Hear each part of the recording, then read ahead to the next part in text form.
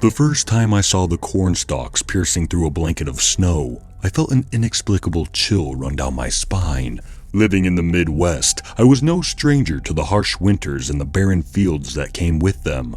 But something about these corn stalks, left to wither in the bitter and cold, seemed out of place. It was as if they were standing guard, protecting a secret buried beneath the snow. I remember sipping my coffee that morning, peering out of my kitchen window. The field stretched far and wide, a sea of white interrupted only by these jagged lines of corn. Strip cropping, I mumbled to myself, a practice not commonly seen around here, especially not in the dead of winter. As days passed, my curiosity grew. The locals whispered about the fields, their voices tinged with superstition and fear. They spoke of shadows that moved in the night, and of an eerie stillness that fell over the land. I laughed it off initially, attributing it to the tales that often emerge in small rural towns. But the stories, they stuck with me, festering in my mind like a splinter. I decided to investigate, to uncover the truth behind these frozen guardians of the field.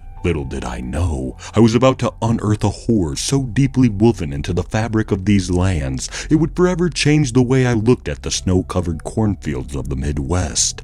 That week, driven by an insatiable curiosity, I found myself visiting old Joey McKinley, a seasoned farmer from the town. His farm, a sprawling estate of rolling fields and ancient barns, bordered the mysterious cornfields. I found Joe in his barn, tinkering with an old tractor. The smell of hay and motor oil filled the air. "What brings you out here?" he asked, wiping his hands on a rag as he eyed me with a mix of surprise and suspicion. "I wanted to ask about the cornfields," I said, my voice trailing off as I gestured towards the snow-laden stalks in the distance. Joe's face, usually etched with lines of laughter and sun, darkened. He beckoned me to follow him into the warmth of his cluttered farmhouse kitchen. Over cups of steaming coffee, he began to unravel the tale. "These fields," he started, his voice low, "they ain't like any other. My daddy used to tell me stories, and his daddy before him. Strange things happen in those fields come winter. Folks go missing, eerie sounds in the night, shadows that ain't cast by anything natural." He leaned in closer, his eyes reflecting a lifetime of unspoken fears. "My granddaddy used to say the land was cursed, that something sleeps beneath those fields, something old and hungry. He believed the corn left in the snow was a way to appease it, to keep it from waking." I listened, a cold shiver running down my spine. Joe's words painted a picture far removed from the logical modern world I knew. Yet, the earnest in his voice was undeniable. "The last one to vanish was Eli Harrow," Joe continued, a hint of sorrow in his tone.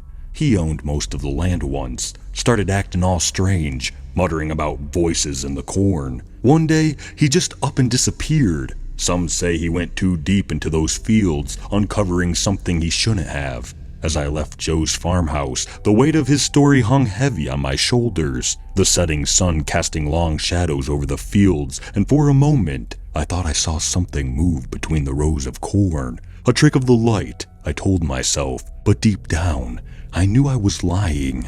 That night, the cornfields didn't just represent a curiosity anymore. They were a mystery that I felt compelled to unravel, regardless of the cost.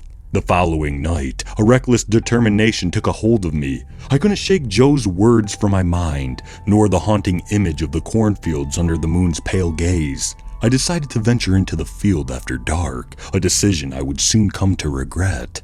Dressed in my warmest coat and armed with nothing but a flashlight, I stepped into the frosty night. The air was bittingly cold, each breath forming a cloud of vapor in front of me. The cornfield stood in the distance, an ominous silhouette against the starlit sky. As I approached the edge of the field, a sense of unease washed over me. The corn stalks, coated in a layer of frost, loomed like silent sentinels.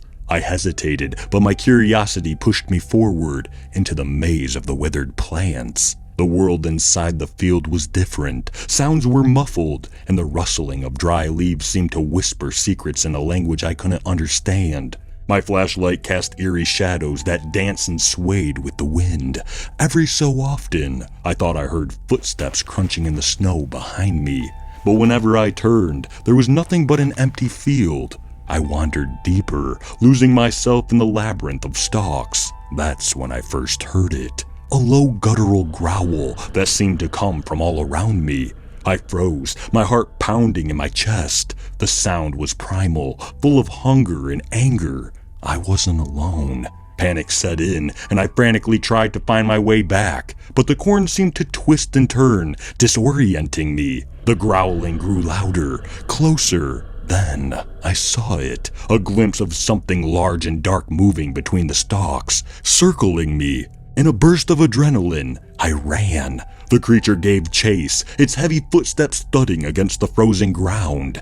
I could feel its presence looming over me, an oppressive force driven by insatiable hunger. Just when I thought it would catch me, the cornfield ended and I stumbled out into the open. Glancing back, I saw the dark shape halt at the edge of the field, its glowing eyes piercing through the night. It let out a furious roar before retreating back into the shadows. I didn't stop running until I reached the safety of my home. Slumped against my door, I tried to process what just happened. The creature, the cornfield, Joe's story. It was all connected. Now that I'm in the safety of my home, I write this. I offer you, the reader, a solemn warning. If you ever find yourself in the Midwest during winter and come across cornfields blanketed in the snow, do not venture into them. There are things in this world that defy explanation, ancient beings that lurk in the forgotten corners of our land. The cornfields are not just a farmer's choice or a strange agricultural practice. They are a barrier, a line that should not be crossed. Heed my warning, or you may not be as fortunate as I was. You may wander into the corn and never return.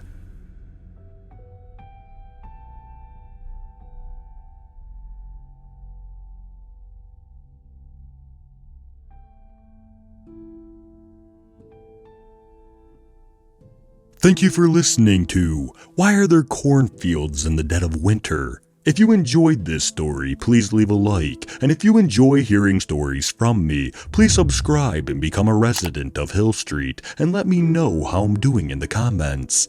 And I hope all of you have a fantastic night.